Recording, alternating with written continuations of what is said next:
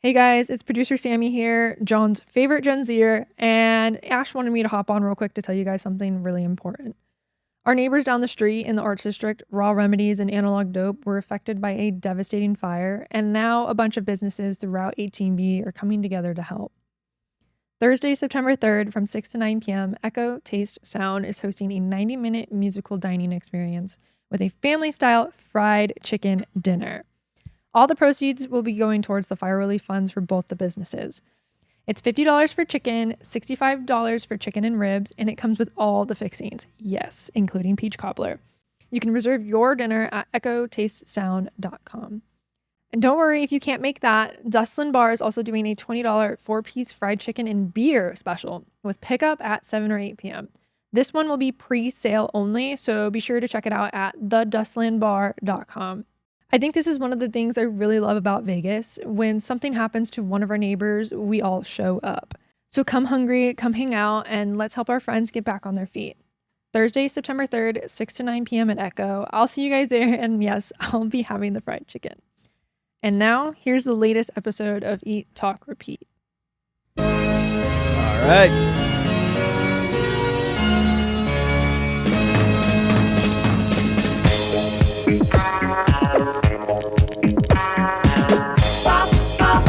Music, pop music.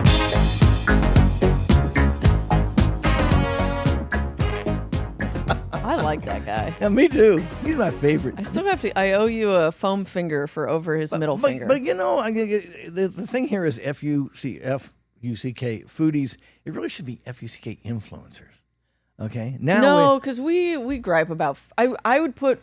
Influencers are foodies. Like, foodies are the umbrella. Influencers are one type of them. A subset. Yeah. Yeah. But, Okay. Yes. We are Eat Talk Repeat. Yeah, Welcome back for another lively episode. I'm excited for another one. I got dressed up today. You did, finally. Finally. Button my coat and everything. Please don't disrespect our audience like that. I'm Ash Watkins, the hamburguesa principesa of Las Vegas. You can find me at Ash the Attorney on all platforms. The show, we're Eat Talk Repeat. You can find us at Eat Talk Repeat everywhere. Be sure to like, follow, subscribe and rate us. I think you can do that also on Apple, Spotify. It helps people find us. Yeah. Apparently, allegedly, there's algorithms we're trying to work our way through. We're trying to game the algorithms like everybody. We should do something truly outrageous, like Clickbait. do clickbait. I don't know. I'm going to walk in and pick a fist fight with a chef or something. You know what I mean? Ooh. No, it'd actually be more interesting if you did it. Yeah. James Trees, I'm coming for you. Yeah, I mean, I'm kind of old. Nobody would respect my fighting skills. John, introduce yourself. Oh yes, I'm John Curtis, the grumpy gastronome, the galloping gastronome, and occasionally grumpy one. Your sedulous surveyor of superior sustenance. Stick that in your pipe and smoke it. You'll be smoking for a while. Yeah. Where can people find you? Oh, at Eating Las Vegas on Twitter, where I'm getting more and more traction these days, oddly. And the old Instagram feed at John Curtis, JOHANCURTAS. I put the ass in Curtis. Are you going to elevate yourself from nano to micro influencer? I might be getting to micro. I don't know. Well, you know what? But we should announce. I've got Phil Zeng coming in for the interview. Yes. Yes, he's going to be one of our upcoming guests. Phil Zeng, the ultimate Vegas influencer. He really is. And he and I love going at it hammer and tongs over influencing, but I love the guy. I have a lot of respect for him, unlike a lot of his friends. And but it'll be fun to put Phil on the spot. And he also, on top of everything else, he is really plugged into Las Vegas restaurant scene and Chinatown. Yeah. So he's a fun guy to talk to. So look forward to Las Vegas Phil coming up in a week or two. Yeah. And then also, if you haven't already, go to eattalkrepeat.com for updates on the show. And you can subscribe to our weekly newsletter, the Amuse Bouche, which means to please the mouth. To amuse, to please, or to and the bouche is French for this. And it's usually complimentary, right? Yeah, Like an it's- amuse-bouche. Yep. An amuse-bouche is something that pleases a small bite, which is at the beginning. It's a pre-hors d'oeuvre almost. Yeah, in it's a like meal. a compliment of the chef just to Yeah. get you ready for the fun that's to come. And that's what we're all about. So go sign up for that. Yeah. It drops every week on Wednesday morning. There's some fun segments. It's where your own pet peeves gets featured. You can win merchandise if you guess where I've been from the Yeah. obscure photo. And also Yeah. there's some tea that we spill in there that we Oh, don't yeah. get We're gonna to spill on some here. tea in a minute here too. I'm excited. But I'm going to throw you a curveball right now. We're going to go off script for a second because I've had this thing in my head. Remember a few weeks ago, I threw a food question at you. Yeah, stump the millennial. About stump the millennial. Yeah, stump the trick the chick. It was about Yeah. lasagna. Remember, it was about lasagna. Yes. I got right. another one for you. Okay. You know, so I mean, I'm full of these. You know, I'm full of a lot of things. Bring it. Okay. Which cheese is both a place name, a verb,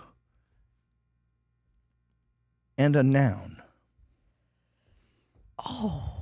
Which cheese is both a It's a noun, a proper noun, and a verb. Swiss? No. Hey, nobody Swisses anything. I do. I'm Swissing all the time. Okay. So wait, it's a noun, Parmesan? a proper noun, In English, and a verb. the verb is where I'm getting. And I'll give you a hint. It's an English cheese. Cheddar. That's it. Cheddar. Hey, she got it.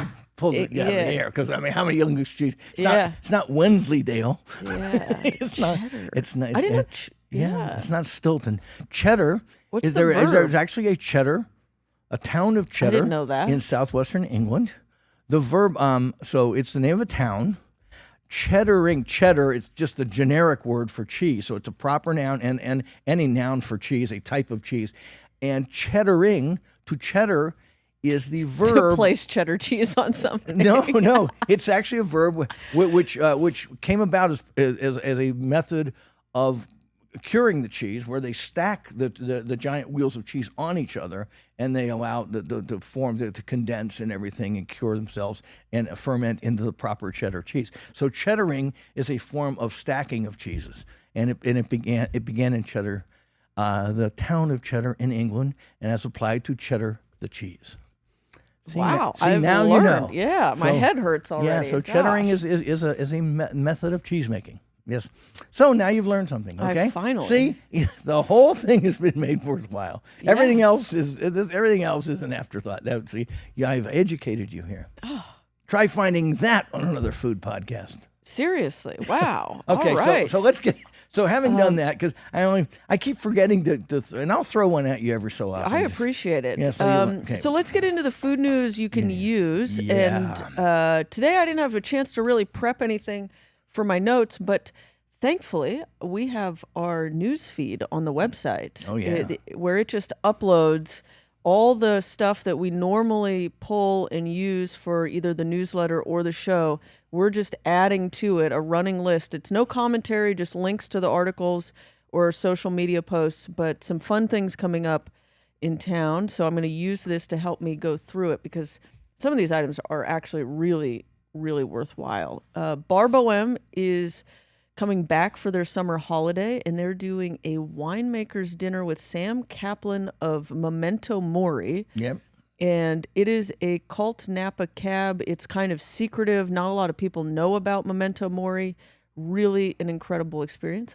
Yours truly has gone to their wine. Yeah.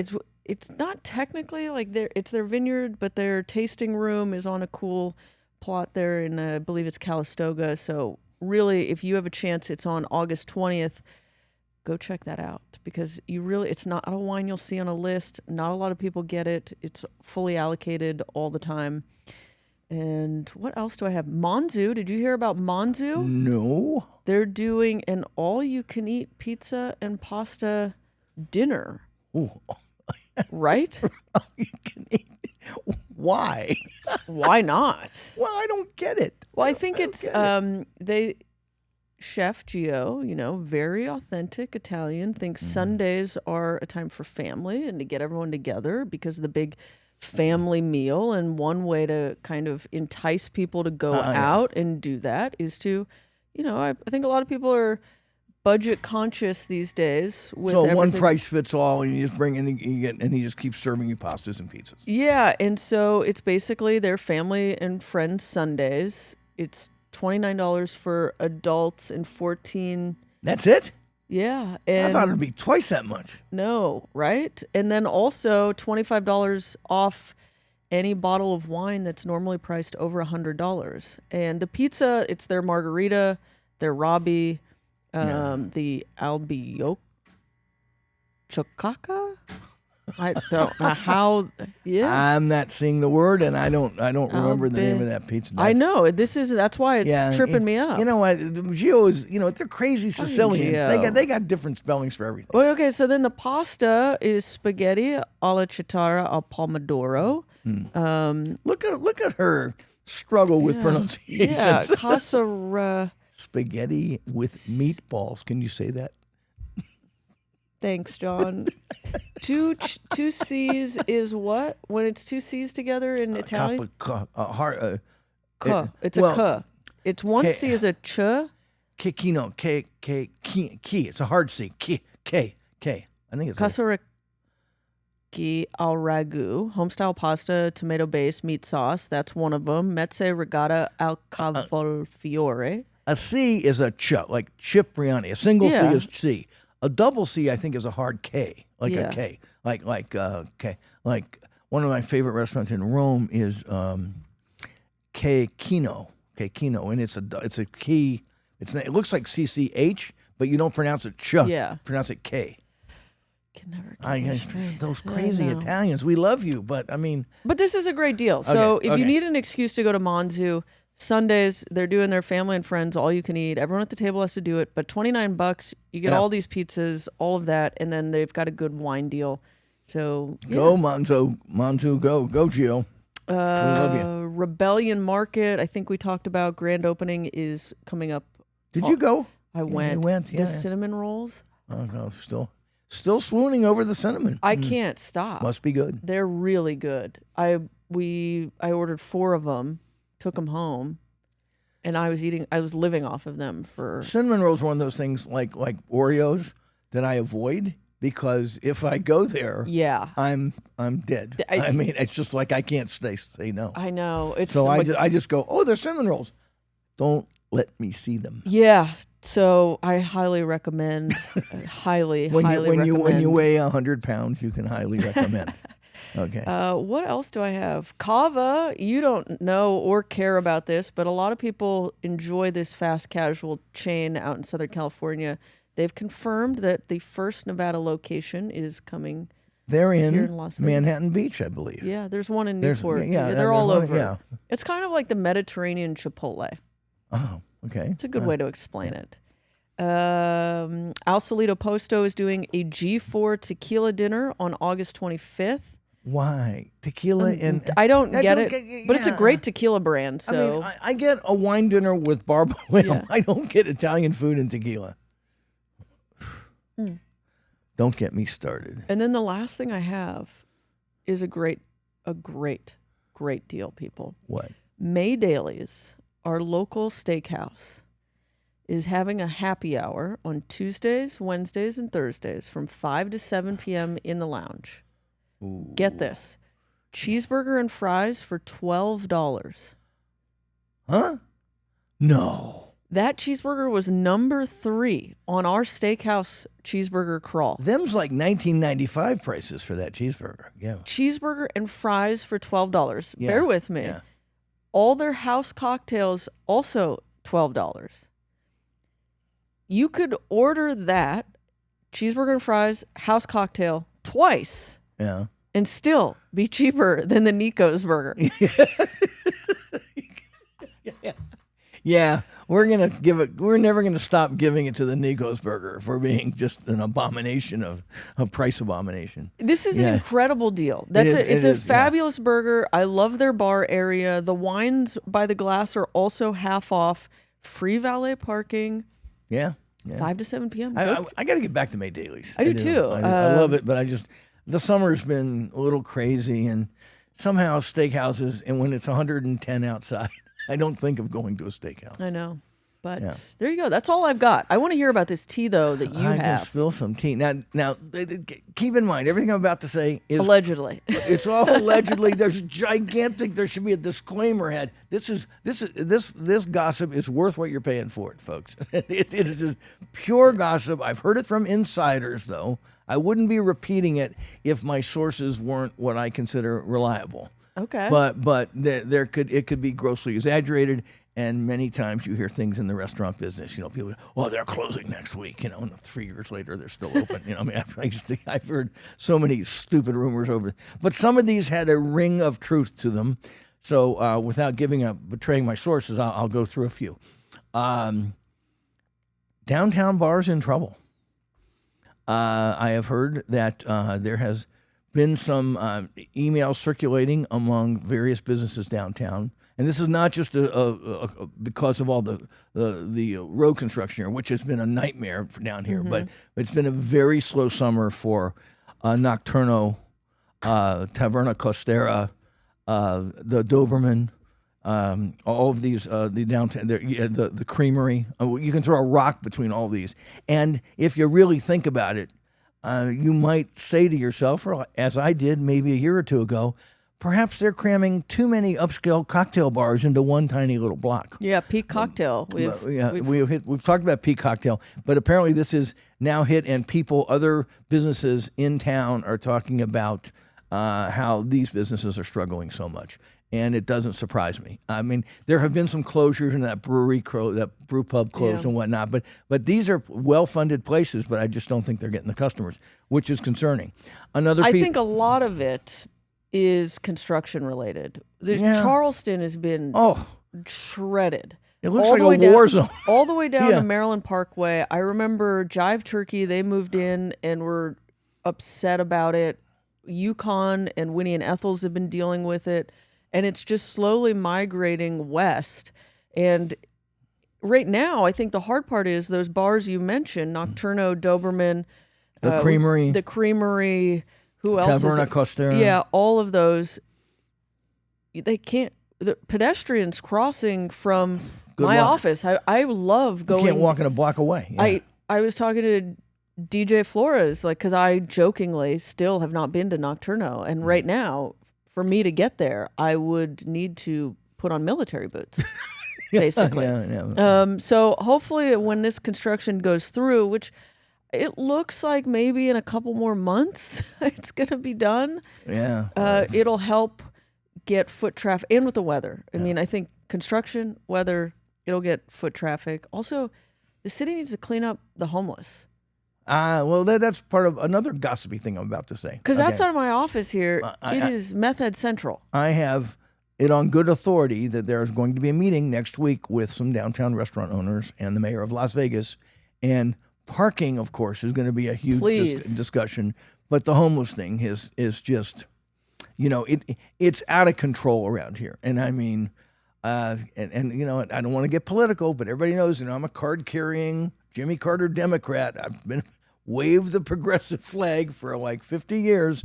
But when it comes to homelessness, my eyes get real narrow and I get real conservative, because we have got to do something different, because they're all entitled to their little space on the sidewalk idea has got to go away. It just does. It's ruined downtown Los Angeles. It's ruined cities all over America. All over. And downtown here, it is just out of control.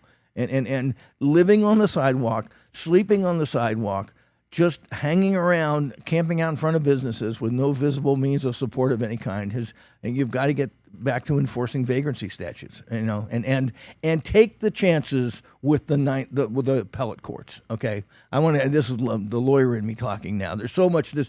Well, if we do that, the ACLU. Well, you just got to do it and keep doing it until you find something that works, because what you're doing now is polluting everybody's life, including the sad people on the street. Yeah.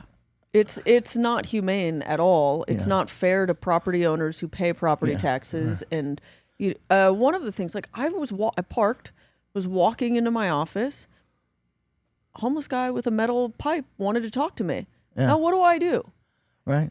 Like, it's unacceptable. Walking by to go get coffee, I look over and they know they're entitled to be on this sidewalk. They're actually shooting up Yeah. drugs, smoking. The fentanyl. Right. Yeah, Right. Somebody told me that just 2 days ago. A restaurant owner, I won't name him, said he looks across the street like here on Main Street, and there's 3 people, doing the little metal pipes with the fentanyl, just toking up with fentanyl. I mean, there are laws that could be enforced against this. Okay. And I just saw a post, and I hope we take a note from Santa Ana, which is a phrase I never thought I would utter. But Santa Ana in Orange County, their mayor and their police department go out once a month and they approach the homeless people on the streets. They offer them all of the services that are available, and if they refuse, they arrest them. Right. Yeah. It's. Yeah. So they go, here's what we have: housing, we've got this, we've got rehab, we've got detox, we've got et cetera, mental health. And if the individual refuses any of those Right. services, they lock them up. Right. It's the only solution. Yeah, So- well, they're only getting. Yeah, well, let's not go too far into that. But yeah, there's going to be a meeting next week. I understand, so that's good with that. A little more pleasant note. Okay. Okay. Yeah, just as a corollary to the stuff about the bars in trouble, the also gossip I heard is the owner of Taverna Costera is selling all his properties down here. Yeah. Now, and I got it from a very reliable source that he owns Taverna Costera. And several other properties in this area, and he's just unloading all of them. And now it could be that he's just threatening to. I don't know, but the person who told me, it seemed to have a ring of truth when he said it. So we'll see. Meanwhile, Weena Zhang is building Midtown, which is going to be this big, high-rise, multi-use live, work, play environment, which is going to be fantastic. But maybe some people here are just too disgusted and just want to cut their losses before that happens. Because Midtown is going to be 2 years in the future at least, probably maybe even 3. And I'm not sure the guy's name behind Taverna Costera, but he's a very vocal participant in our community. It's the Yes, Arts yeah. District. He's always notifying the community about issues that are going on. I think one of them was when they were tempted to reinstate a new curfew, go Yeah. back to the noise curfew. He was very vocal about how damaging it would be to the businesses in and around the Arts District who have relied on that variance. And then now he's been very vocal on the parking changes coming from the city. So if we lose him down here, it's a problem. Yeah. We need him. And hopefully that is just a rumor. I hope these bars weather the storm. At least a few. I mean, Doberman is a great bar. I mean, Doberman is a great bar. The Nocturno is a fantastic bar. I'm not that keen on the Creamery, but I'm sure it has an audience too. So, but also on a little more pleasant note, I understand also gossip, unconfirmed, but our favorite Bar Bohème is going to ditch the prefix and go back to the brasserie format where you can just walk in and order things as you want and run up as small or as large a bill as you would like. I've heard that too, and I also heard they're chewing on the idea. Chewing on it. Tell the food gal that maybe for coffee, a few pastries, and maybe a light bite or two during the daytime hours. Ooh. So So competing with 1228. yeah, It's throwing the gauntlet it's down. Total tea right now. Yeah, okay. All right. But I've heard there's discussions about it. okay. And I know the food gal and I would love that kind of option around town. And then Well, I bet real money they're getting rid of the prefix because that was an idea that they should have never gone to in the first place. As I believe somebody said, who was that? Oh, yeah, me. no, it was that guy. It was little this- guy. This grumpy little guy said it. Yeah. But you know what? Cheers to them for listening to their audience Right, and, yeah. and going with the customers. And last but not least, I think kind of on this note with the neighborhood and everything that's going on, our office did a summer party, small little thing for just our staff. We You do- invite the homeless people outside? No, we step over them to get to this party. But on that note, we went to the Treehouse at Esther's Kitchen, the upstairs yeah. bar. Yeah. Perfect. It was great. We had some light bites. And I just want offices to think this through. Rather than going to giant chains, if you have to cater a lunch, if you have to have a party, go local. Yeah. Contact them. Say, this is my budget. Can you work with me? This is what I need. They will want the business. Trust me. Don't go to these big chains and whatever. Work with the local people, the local restaurants. Help them help you. You'll feel better about doing it. And also, you'll probably get better service and better quality. You'll get better drinks, that's for sure. Yeah, it was so great. So that's my little plug for local. Well, and on the one little piece of strip news, also unconfirmed, complete gossip, worth what you pay for it. Cut in the Venetian may be being cut. Cut. Yeah, because I think they're kind of at the end of their lease. I mean, they've been there, well... Wanted to be 20 plus years? Yeah, 20 plus years. And I think, the Venetian, which has, 7 steakhouses in it right now? Yeah. I mean, if you include... I think there's 7 steakhouses there. At least 6. Okay, wait. Let's do it. We've got Bazaar Meat went in. We've got Cote. We've got Boa, Cut. We have Smith and Walensky. Delmonico. What are you at there? 6? You're at 6. I wouldn't call Hasselon a steakhouse. Smith and Walensky. Is there another chain? No, those 6 are the ones that come to mind. There might be. You could call one of the hot pots upstairs a steakhouse, but if you wanted to, kind of steaky. But okay, minimum of 6. If there are more, we don't know. 6 steakhouses in one hotel complex, a lot. But yeah, and Cut maybe at the end of their lease, and they may be moving on. I also know this for a fact that Venetian's trying to bring as many restaurants under their orbit as possible, rather than doing the 4-wall lease kind of thing, which they did with Cut. Cut basically just pays rent, and a portion of their profits, et cetera, et cetera. And I think the Venetian's probably wanting to exercise more control over that specific space. And so it wouldn't surprise me at all if sometime in the next few months or something you heard that Cut was kind of going, going the way of Le Cirque, which will be closing in another 2 weeks. Are you going to go back to Le Cirque? I'm probably going to go with my buddy Pascal for a drink. I'm not going to. There's nothing sadder than eating in a restaurant that's about to close. But I will to celebrate everything that Le Cirque was. I can see myself sitting at the bar with Gene the Machine. He's a bald, great-looking bartender. He's the same age as I am. He's bald. He's a tennis player, and he looks like he's 37 years old. Okay. Which was the reason for me to hate him, okay? Because we have the exact same day and year of birthday. Okay, so he's always tan. He always looks fantastic. He's a great bartender. So I will go back, but not to eat. So that's it. So we'll just see. Le Cirque's closing. Cut may be closing. I think if Cut closes, it might be next year sometime, but I could see it happening. Yeah. I think Wolfgang Group is going through a change of sorts. Well, somebody told me the other day, they said, Puck came to town and he spent all his time out at Karama at the Mandalay Bay. Yeah, I'm pretty instead sure. of he has a half a dozen other restaurants and venues around town. So including 1228 Main. Yeah. So who knows? I don't worry too much what celebrity chefs are doing. I've loved Cut forever. Matthew Hurley is a fantastic chef. He's won awards in this town, as his pastry chef has. But they may have seen maybe it's just time for them to fold the tent. Who knows? Who knows? Well, let's take a break. You've got some great restaurants to go through. I'm curious to hear about. Tres, cuatro, cinco. About 7 of them. Yeah. Let's do it. Okay, take a quick break. We'll be back. Before we get back to the food, a quick thank you to the sponsor that makes this podcast possible. Yep, my day job. That's right. This episode of Eat, Talk, Repeat is brought to you by Salmon Ash Injury Law.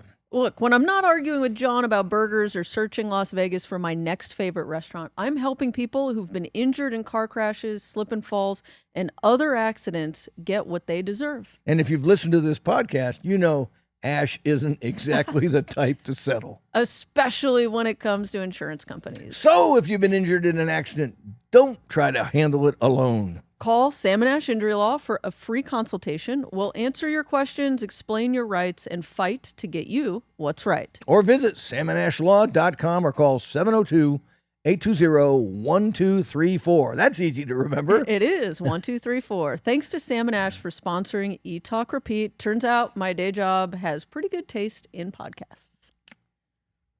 This is Oscar Amador, and you're listening to Eat Talk Repeat.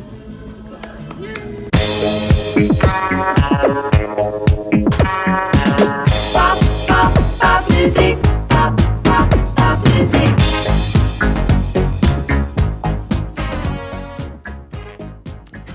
I love Oscar. Oscar. Oh, my Amador. God. Oh, he's a gem. I We're mean- so lucky to have him.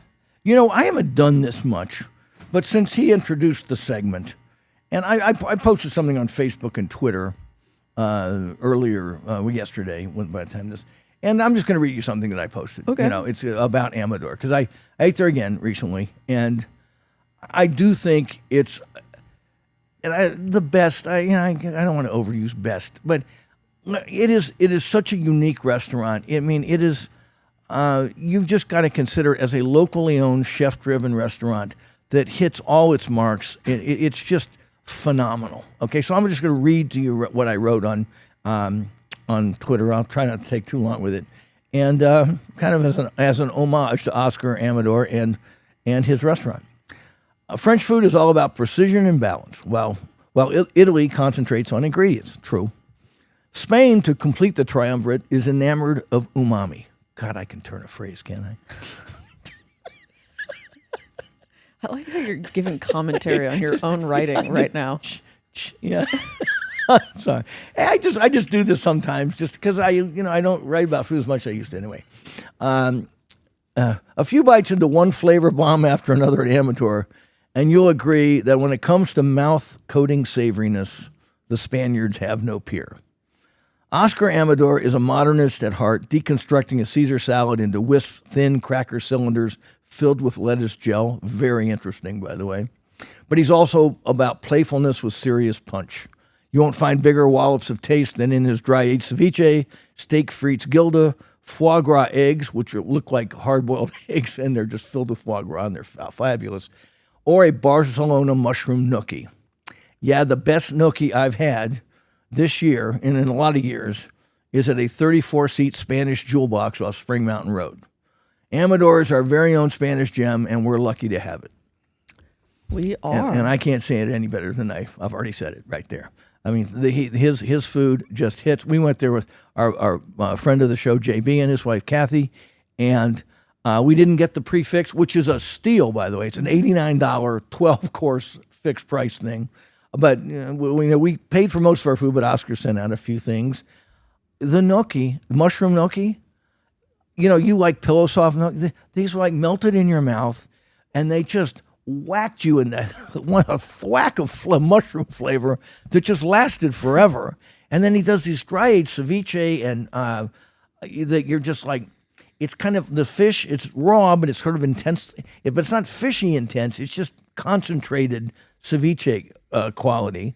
He does this steak Gilda, which is a steak tartare with the piquillo peppers, with the anchovies, and you put it all in your mouth in one bite, and it's just like these explosions of umami on your tongue. I mean, he does this just goes bang, bang, bang. Every dish is like this. Yeah. I mean, and it's inventive, but it's not crazy Spanish molecular inventive. It's just great. And I mean, and you can get out of there. I think we ended up paying about less than $200 a couple. So like about $80-$90 a piece. Wine? What'd you drink? Yeah. And we got one of their Spanish white, an Alvarinho. Okay. Yeah. So, and he sent out a few extras, of course. But I mean, in terms top to bottom, the desserts are great. I mean, they do this thing with potato chips and shrimp, which they mix. It sounds weird, but it's just so good. And they mix it tableside. That's dessert? No, it's a savory thing. But then he brings out what looks like a bird cage, and in it are two look like brown hard-cooked eggs, and you crack them open, and they're full of foie gras cream, like a custard. And you're like, holy shit. And then you look at the prices, and it's like, this is $20, this is $15. Welcome to Chinatown, baby. Yeah, I mean, he could triple. If he was on the Strip, they could triple his prices, and they could probably get it in some hotel. Okay, but then again, I'm not sure Spanish food is going to ever have that kind of cachet.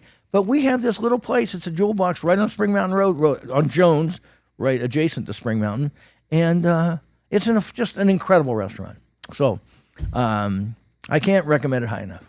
There you go. For both. Wow. And you've been. You love it. Mr. Hollywood loves it, right? Yes. Yeah. Langer's Deli. Okay, Langer's Deli. Now it's so Langer's Deli. Pivot. Pivot down to just we had friends of the show. JB just brings me. He's in SoCal, which he goes down there a lot, and he says, "Do you want a number 19?" That's their famous pastrami with the little Swiss cheese and just the right amount of coleslaw and the Russian dressing on the rye. I think that's the best pastrami sandwich in America. Now, okay, people say, "Oh, if you had this one," okay, I haven't eaten every pastrami sandwich in America, but it's so worth it. If you ever get a chance in SoCal, go down to Langer's Deli and get the number 19. Have you tried the one from out here that just came from Montreal? Yeah, that's my next thing I'm going to talk about. Oh, it's not Lester's. It's okay. not on my list. See, I'm full of curveballs today, or at least sliders. Yeah. Okay? Faking me out. Yeah, well, but because both of these are just brought to me. Okay, I didn't go there, but I need a pastrami delivery guy. yeah. Well, it's great to be king. Yeah. Give me that mask. Yeah, I know. Okay, let's shrink the ego, John, a little bit here. No, but I have good buddies who are big foodies, and so we were doing one of our Chinatown Boys lunches yesterday, and a friend of the show, Lou, he shows up to lunch with lunch. He has a bag. Yeah. He has a bag with a smoked meat sandwich from Lester's in Henderson. I love it. And they just opened. He said they're packed, and it's very similar to the smoked meat stuff I had in Montreal. Beautiful rye bread, just a smear of yellow mustard, but really soft. They call it smoked meat. It's kind of like the softest, most umami-ish pastrami, more corned beefy than pastrami. Okay. Pastrami tends to have a little bit of a pepper edge, like the Langer's does. They say this is it has spice with pepper, but I don't get it as much as I just get that pure, luxurious, cured corned beef quality to it. And it was great. It was melt in your mouth corned beef. So Lester's, he says, doing very well. Very limited menu. But and they have Montreal bagels there. And the guy who owns it, it's on Horizon Ridge near where the old Valley Cheese and Wine was. The guy who owns it used to or still works at Le Cirque, and he's from Montreal. Oh. And that was the connection. Now how he decided to bring the sandwiches and cool. everything in. So Lester's in Henderson, a reason to go out to Horizon Ridge for us. Then very happy to have tried gratis. I got comped, of course. The Kaiseki Yuzu. They're doing a meat thing or Yeah, something? a gyo kapu, which is like cut and serve A5 Wagyu meat, 12 courses. Not cheap, $285 a person. But it's the closest thing to eating Japanese beef in Japan as you can get without flying there. Okay. I mean, and it is just one, flavor bomb after the next. With, of course, Kaoru Azuchi as the chef. He's hand grilling all of these small steaks. He does. They do a sukiyaki with just like the best sukiyaki with the most tender beef you've ever had. They do onigiri, which are those rice balls studded with little studs and bits of A5 Wagyu. They do a dumpling, a potato dumpling, which is deep fried, which also has chunks of of A5 Wagyu in it. So it's just like wham, wham, wham. Wow. It's great. They asked me, they basically brought me in just for my opinion of it, and I went with the food gal, and they asked me about the price, and I thought the price was fair for all 12 courses, but I think I'm going to advise them that they ought to have a less expensive option, because 12 courses of this is probably fine for a lot of men and women with really hearty appetites, but your average gal, I don't think, wants to consume 12 courses of Wagyu like that, and maybe almost have like a tiered system where a Jack and Jill thing where the husband gets the 12 courses and the wife gets the 6, and they pace them out accordingly. I mean, that may be not what they had in mind, but I do think that much meat can tire the palates of a lot of people.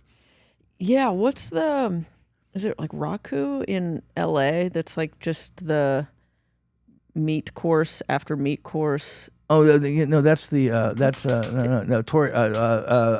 Todoroku. Todoroku, yes. Yeah, Todoroku. Yeah. That often women are Right, like, it's right, a lot of right, meat. I right. can't do it. Yeah, It's yeah. too much. But Yeah, yeah, that's the crazy chef. Yes. Who brings it out and then they grill it on your table and you can Yes. bring your own wine. It's a Yeah. famous. You've got to know the chef to get in. Yeah, there's yeah. no signage. Yeah. There's no. Yeah. It's. Yeah.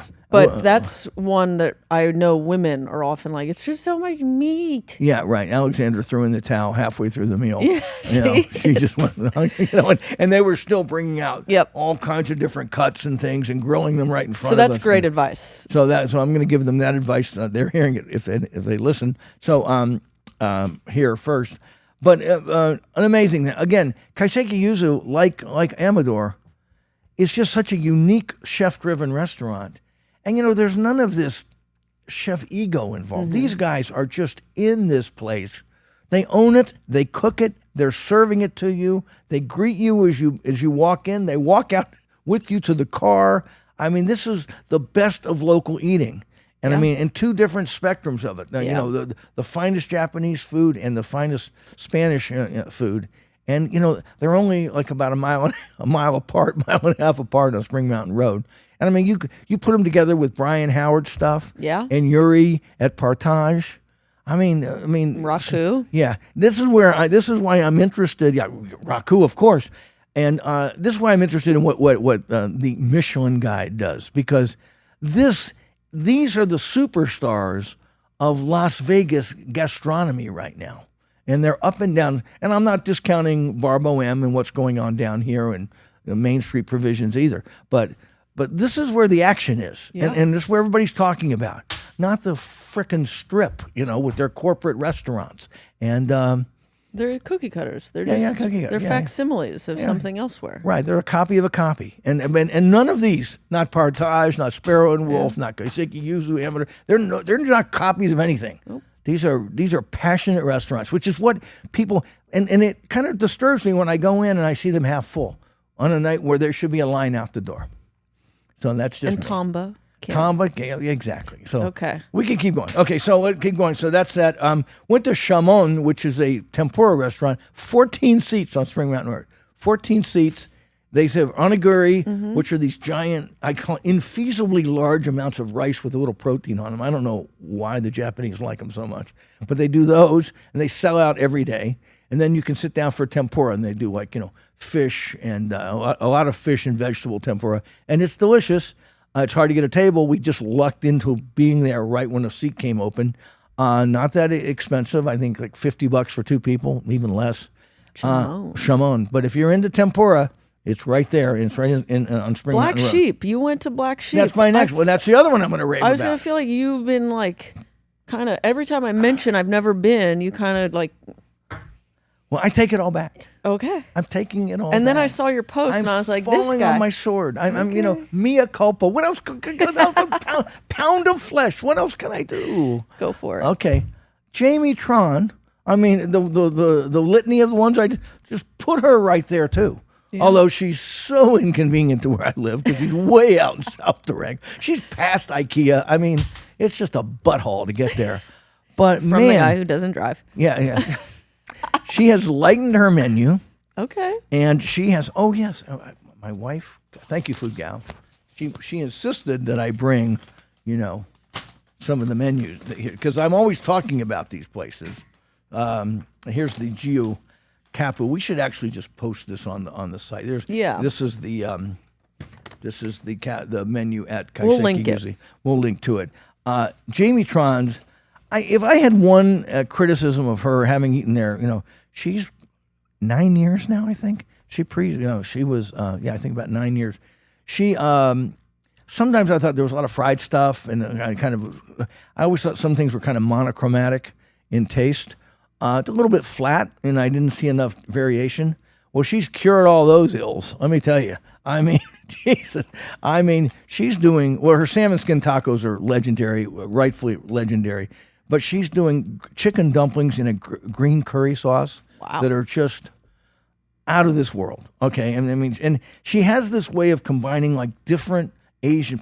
She's a Pan Asian cook, so she'll do a dumpling, a Chinese dumpling with a Thai curry, and then she'll add crispy chicken skin on top, and that's the chicken dumpling. She'll do butternut risotto, which is fabulous. She does bao sliders with pork sausage that she makes in-house. Okay. We did this braised pork jowl, which is, about the size of it's like about the size of a softball. And it's just, you can just eat it with a spoon. And it's sitting in this, it's served with flat noodles, a turmeric broth, and with this chili broth, and it just sits in, and you're just drinking the chili broth with a spoon, or at least I was. I mean, everything seemed lamb meatballs, Vietnamese tomato sauce with lamb meatballs. They're as good as any meatballs I've had in this town. I mean, just one dish after the next. Huge amount of variation in spice and flavor content and the way everything hits, and you're just going, there is nothing boring about this food. Every dish is fascinating in a different way. And she's just combining, she's almost like a Pan-Asian alchemist in the way she's combining her ingredients and flavors. And it's a short menu. If you look at it, the apps are all under $20. The mains are all under $50. She even does a grass-fed ribeye for $48. I mean, I looked at these prices. Did you take wine? Do you drink? Yeah, she has a small wine list, and it's well chosen. It's not a bad wine list. But we took a bottle, and they have no problem with you doing that. Cool. Like I said, the only thing wrong with this restaurant is location. It's too far from my house. Okay, so Jamie Tron at the Black Sheep. If you live out there and it's out in that IKEA Southwest area, and you're not going there, there's something seriously wrong with you. Don't call yourself a foodie. Where can I find some good pizza in this town? Do you still hate watching that place? Las Vegas Foodies? What's my latest gripe is when they're like, where can I find something that's reasonably priced? I'm like, fucking tell me what's affordable or reasonable to you. Like, give me what my affordability versus yours are very different. Like, just gosh. Somebody said to me, remember what somebody said to me once, not everybody can afford a $40 lunch. And I went, okay. I wish my lunches only cost $40. Gosh, but the one of the ones, just as long as we're hating on Las Vegas Foodies, the one where they go, I have like 6 people coming to town Saturday night. Where can I take them that's reasonable? Yeah, it's like... I said Grand Lux Cafe, okay, chili cheesecake factory. Okay, they don't give it. Dumb. Okay, so that's that. Black Sheep, Amador, Chamon, Cipriani, of course, and then finally I went to Zaytun. Okay, I've heard Zaytun about has been this. there for a long time, 20 years at least. It's a Iranian, Persian, Middle Eastern market, and then there's this little area to the side of the market. I think it had like 4 or 5 tables. And they serve just incredibly good Persian food. The best hummus I've had in Las Vegas. Incredible. And they do it with this lavash flatbread, warm from the oven. We had chicken pheasant, if you know that. That's that ground with pomegranates and walnuts. You can't even find it many places in town. And this one knocked me out. The people were great. They don't call it an Iranian restaurant because, I feel sad for them because these people are, they're Americans. They've been here a long time, but they have to call it a Mediterranean restaurant, even though Iran really isn't on the Mediterranean. But it's a Persian restaurant, and it's a really good one. Okay, yeah. So and the people are fantastic. We also had something called a gourmet sabzi stew, and it was kind of a beef stew. And I put it on my Instagram feed. It was ugly delicious because it's just a great. It's like Indian food. Sometimes it just looks like a slop, or it looks like something you might.